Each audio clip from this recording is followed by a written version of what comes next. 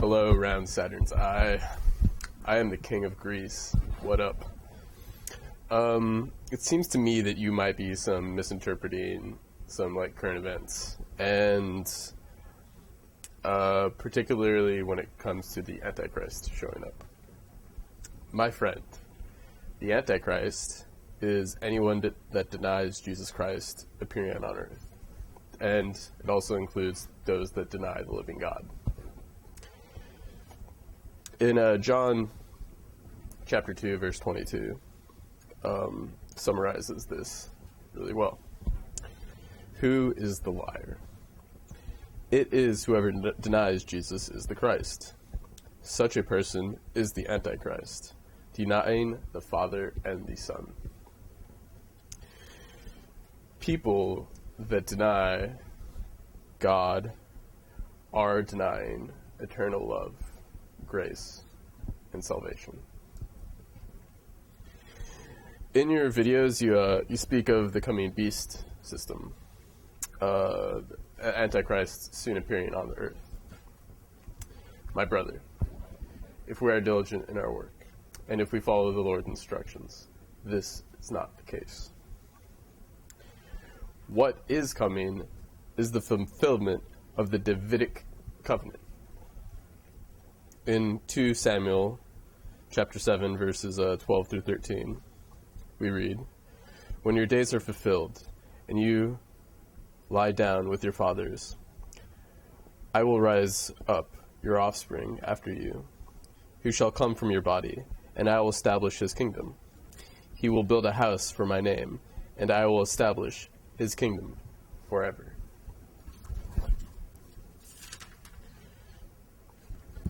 So, the Davidic covenant hasn't been fulfilled yet. And in case you were wondering, that was a conversation that the Lord had with David. And that covenant has not been fulfilled yet. I'm pretty sure that the Davidic covenant will be fulfilled through David's lineage, through his body, through his flesh.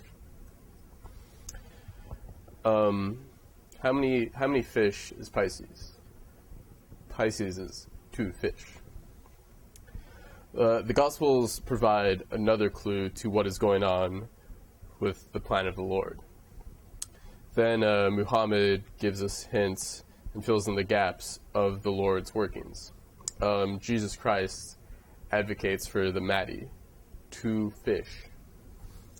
Finally, George Washington, along with other figureheads, provide us with the clue of what it takes to birth a nation. What are the ingredients required to birth the planet? It helps to have a mythological figure like that. That would probably help. I will talk about this more later, but right now, a big problem on Earth is death and disease on this planet are too high of levels. I'm not sure if you've heard of the book The Sixth Extinction, or if you've heard of anthropological climate change or systemic ocean acidification, but these are all signs of a planet's deterioration. And people on Earth are marrying themselves to global systemic pollution, and pollution is death, and this is sin.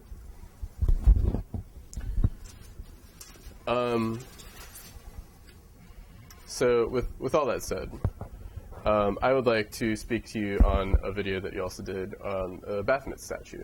And if you'll notice behind me, there's a picture of me in the pose of Baphomet.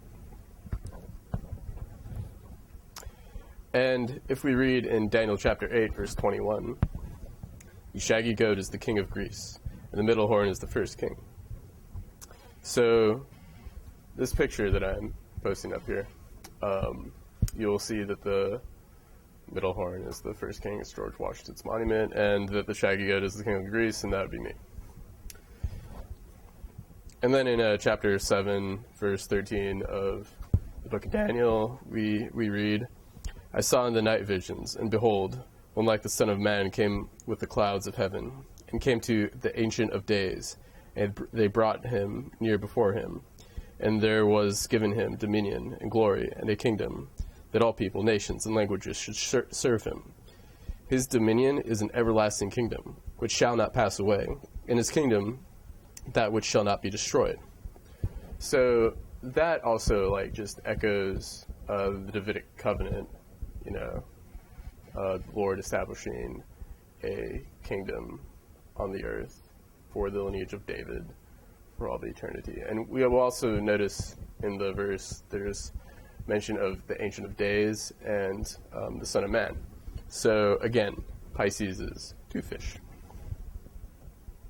So these are instructions written by the Lord. Essentially, what the instructions say is that the Son of Man is supposed to take over the world. Those are the instructions. But okay, I would like to talk about obedience in this world and how it is lacking. In Leviticus chapter 19, verse 4, it says, "Do not turn to idols or make metal gods for yourselves." As I have said elsewhere on YouTube and my websites, cars are but one metal god on Earth that humanity has turned to. Links on this subject in the description. In Exodus 20, verse 4, "You shall not make for yourselves an image in the form of anything in heaven above, or on earth beneath, or in the waters below." Obviously, video games and other facsimiles of reality ignore this commandment. I've discussed this elsewhere, but I am sure we will make an image of heaven above with a brain in a vat or wearing VR goggles. If you want to be famous, go plug your brain into the vat, you are famous. In Exodus chapter 32, verse 8, ... made themselves an idol cast in the shape of a calf. If you look at money existentially, the difference between a dollar bill and a rock is in your imagination, besides the physical properties. See, money is a false god. It gives you an answer, not the answer. Money, generally, from what I can tell, leads to idol worship. And also, money. What else? There's something else I want to say about money. Something else. It's on the tip of my tongue.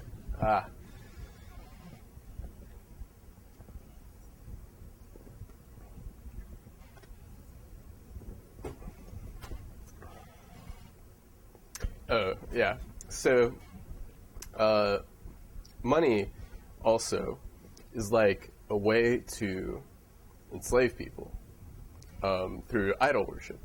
Like, you, whoever you are forced to work for this thing and give this thing to other people. And if you don't have this thing and you don't lay worship to this thing, then you are cast out of society. I am really starting to consider calling money slaver's money because it's a way to enslave people. And it's not that money isn't or can't be useful, it's that it can be abused and used as a tool to enslave people, and it is worshipped. Okay. TV is a religion on the earth. And it's also a church on the earth. And I've also talked about this in other video, links in the description. So, how do you fight idol worship? Well, with a church and an idol.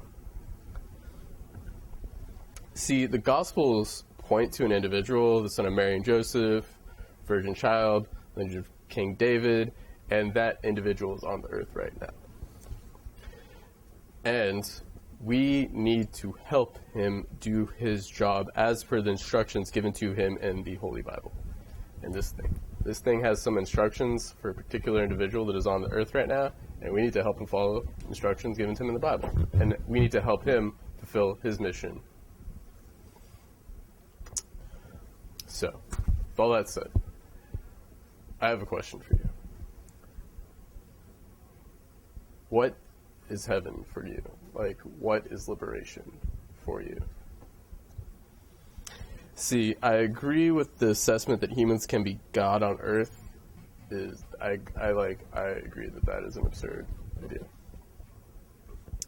But computer simulations are marching in that direction. And the carrot of civilization is heaven. Like, that's like the thing that keeps keeps people being good and stuff. Like, that's the carrot. Like, you do good, you are good. If you are good, if you obey laws, if you are kind to one another, if you love one another, if you do charity work for one another, if you make sacrifices for one another, that heaven will be your glory. And the promise of the Lord is paradise for those that are obedient.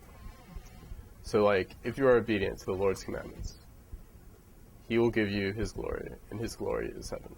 And His glory is, like, freaking amazing.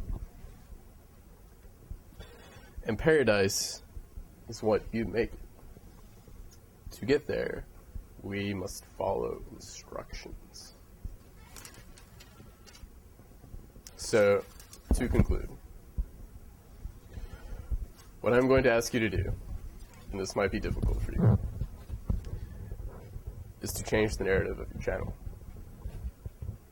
The thing we should be looking for is the return of Lord Jesus Christ. We should be looking for His angelic helpers to assist Him in bringing order to the world. Right now, the fire of pollution burns too bright. The theoretical lifetime of life on Earth is 600 million years. At humanity's current level of excreting toxins, we burden our progeny in an inequitable way. The long spiritual road ahead for Earth is 600 million years, lest we destroy ourselves. All of humanity's task is to follow instructions that the Lord has sent to the earth. We must prostrate ourselves before the second Adam. We must work in service of Him, the Son of Man. Irreligion and atheism are on the rise. Those that deny the Lord and His Son are the spirit of the Antichrist. And that spirit of the Antichrist already kindles on the earth. The Lord has already sent the water to put out the fire. We need to follow instructions. And with all that said, the Creed of Nicaea, I obviously think it is wrong. I absolutely think it is wrong. The Creed of Nicaea is garbage. It is incorrect. It is a political ploy. So if you watched all this around Saturn's eye, I would like to thank you. I hope it gives you some things to think about. Please go ahead and take a look at some of my other videos. I'm kind of probably boring to watch, but they are what is going on the Earth right now. What up? Peace.